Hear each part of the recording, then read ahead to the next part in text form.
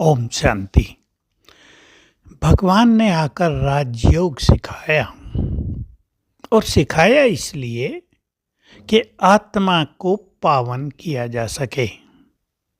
ध्यान रहे, बिना योग बल के कोई भी पवित्रता का सुख नहीं ले सकता। कर्मेंद्रियों को दबाया जा सकता है, उन्हें नेचुरल रूप से शीतल नहीं किया जा सकता। जिन लोगों ने पवित्रता का मार्ग अपनाया है उन्हें भी ये बात अच्छी तरह ध्यान में रखनी चाहिए।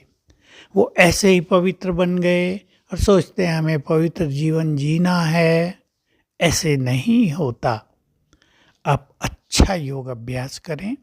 रोज 4 घंटे राजयोग मेडिटेशन तो होना ही चाहिए। उसके बिना न कर्मेंद्रियां शीतल होंगी, न पवित्र बनने का बल प्राप्त होगा।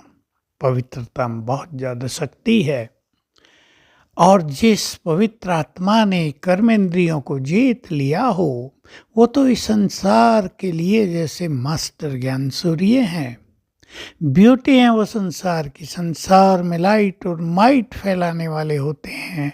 ऐसी थोड़ी आत्माएं भी इस संसार के लिए बहुत बड़ा बल प्रदान करती हैं। सब जानते हैं, पहले अश्रतन 8 महान आत्माएं जिनकी पवित्रता संपूर्ण निर्विकारिता में बदल जाती है, जिनकी पवित्रता बच्चे के समान हो जाती है, जिसमें अपवित्रता का ज्ञान ही नहीं रहता, वे सबसे महान आत्माएं, उनकी पवित्रता प्रकृति को पावन करती है। उनकी पवित्रता इस सारे संसार में सत्य धर्म की स्थापना में बहुत बड़ा सहयोग प्रदान करती है। दूसरे 108 यानी 100 और ये 108 विजय रत्न कहलाते हैं। इन सब की पवित्रता जो योग बल से प्राप्त की हुई होती है वो संसार को बहुत बड़ा बल प्रदान करती है। तो हम बहुत ज़्यादा ध्यान दें। हमें योग बल से पवित्रता के बल को बढ़ाना है। इस संसार में 2 ही बड़े बल हैं चारों युगों के लिए, एक योग का बल, एक पवित्रता का बल। तीसरा बल भी होता है जिसे ज्ञान का बल कहते हैं। उसके द्वारा योग भी सहज होता है, उसके द्वारा पवित्रता को भी सहज अपनाया जा सकता है। तो हम योग बल से अपनी कर्मेंद्रियों को कंट्रोल में करें। हमारे आदेश को माने वे नैन वही देखें जो हम देखना चाहते हैं। आप कहेंगे हम तो शरीर को ही देखना चाहते हैं। नहीं, जो राजयोग के मार्ग पर हैं वो तो आत्मा को ही देखना चाहेंगे। आंखें आत्मा पर ही जाए, देह दिखता है पर फीलिंग ये हो बैठी है चमकती हुई आत्मा। मन वही सोचे जो हम चाहते हैं। मन किसी को देखकर पवित्र संकल्प न करे। आप कहेंगे ये हमारे बस की बात है क्या? कान व्यर्थ न सुने, मुख व्यर्थ न बोले, क्रोध न आए।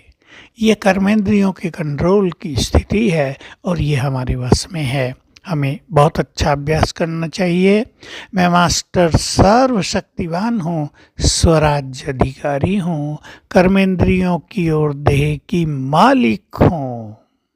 साथ में योग बल भी बहुत बढ़ा देना चाहिए क्योंकि योग बल के बिना मन को अपने कंट्रोल में नहीं किया जा सकता।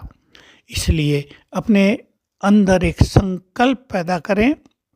हमें कर्मेंद्रियों को शीतल करना है, कर्मेंद्रियों को वश में करना है, तब हम मुक्त हो सकेंगे। यहीं हमें मुक्ति का सुंदर अनुभव होगा। मरने के बाद मुक्ति का अनुभव इतना श्रेष्ठ नहीं है, वहाँ कोई अनुभव ही नहीं है। सच तो ये है, यहाँ हम मुक्त अवस्था को प्राप्त करेंगे, कर्मेंद्रियों की अधीनता से ऊपर उठ जाएंगे। और जिसने अपने कर्मेंद्रियों को, मन बुद्धि को अपने कंट्रोल में कर लिया, उनमें शक्ति होगी सारे विश्व को, संपूर्ण प्रकृति को भी कंट्रोल में करने की। समय भी उनका आदेश मानेगा। प्रकृति जब जब प्रकोप करेगी वे अपने संकल्प से प्रकृति को भी शांत कर सकेंगे। तो बहुत सुंदर स्थिति है। कर्मेंद्रियों को कंट्रोल करना होगा ज्ञान के बल से और योग के बल से। ओम शांति।